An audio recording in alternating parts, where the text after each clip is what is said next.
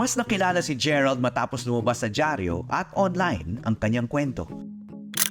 Na isinulat ng tanyag ng manunulat at kolektor din ng typewriter na si Butch Dalisay.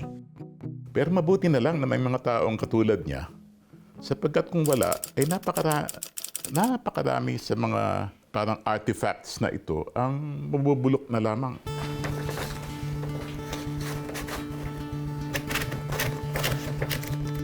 Lumaki si Butch na katuwang ang typewriter sa pagsusulat. Ang pinakauna raw niyang libro na isulat niya gamit ang makinilya. Pero nung natuto naman ako mag-computer, tulad ng maraming tao, nakalimutan ko na lahat yung mga makinilya ko. Hanggang recently na lang, binalikan ko at na-discover ko na, ay, oo nga pala, parang may romansa yung pagmakinilya eh.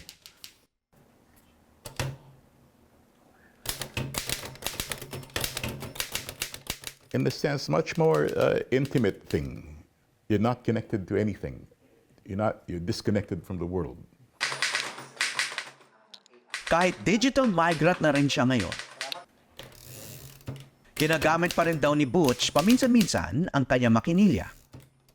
Tinitiyak niyang maayos at gumagana ang bawat isa nito. It's just the sheer delight of working or using something that has been there for 100 years and making it work again. Yan ang parang mission ko sa buhay na pangalagaan itong mga to para isusunod na henerasyon ay makita din nila ito at maalala nila kung ano yung naunang teknolohiya sa kanila. Ipinakita sa akin ni Butch ang ilan sa pinakapaborito niyang typewriter.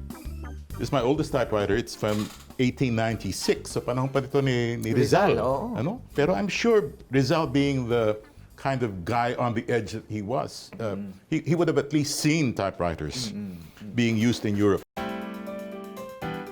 Ito, 1929 ito na Royal. At I should tell you that this has the most sought after keys. Ito yung Vogue typeface na hinahanap ng maraming kolektor. Tulad ng mga laptop computer ngayon, meron ding portable typewriter si Butch. Ito yung MacBook Air ng 1911. Magaang. It's aluminum. It's entirely made of aluminum.